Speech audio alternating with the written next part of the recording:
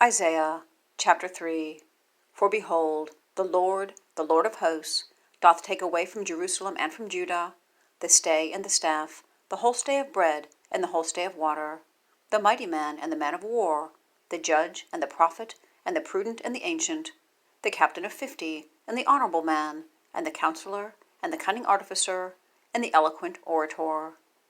And I will give children to be their princes, and babes shall rule over them.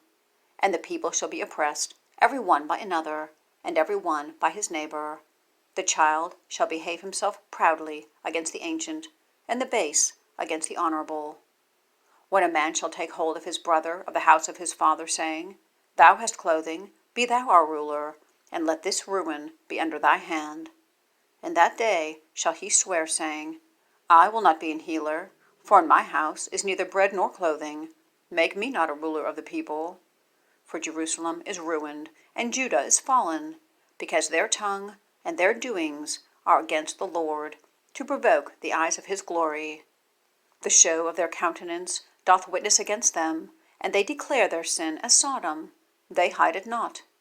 Woe unto their soul, for they have rewarded evil unto themselves.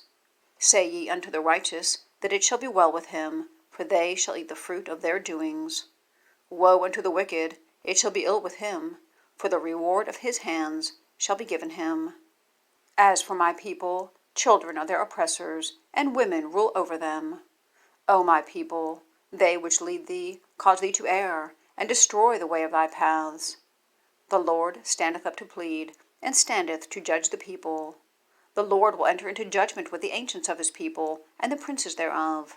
For ye have eaten up the vineyard, the spoil of the poor is in your houses.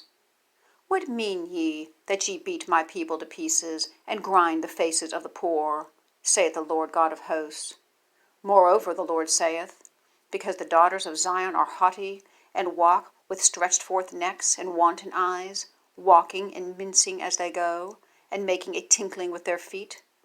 Therefore the Lord will smite with a scab the crown of the head of the daughters of Zion, and the Lord will discover their secret parts. In that day the Lord will take away the bravery of their tinkling ornaments about their feet, and their cauls, and their round tires like the moon, the chains, and the bracelets, and the mufflers, the bonnets, and the ornaments of the legs, and the headbands, and the tablets, and the earrings, the rings, and the nose jewels, the changeable suits of apparel, and the mantles, and the wimples, and the crisping pins, the glasses, and the fine linen, and the hoods, and the veils. And it shall come to pass, that instead of sweet smell, there shall be stink, and instead of a girdle, a rent, and instead of well-set hair, baldness, and instead of a stomacher, a girding of sackcloth, and burning instead of beauty. Thy men shall fall by the sword, and thy mighty in the war, and her gates shall lament and mourn, and she, being desolate, shall sit upon the ground.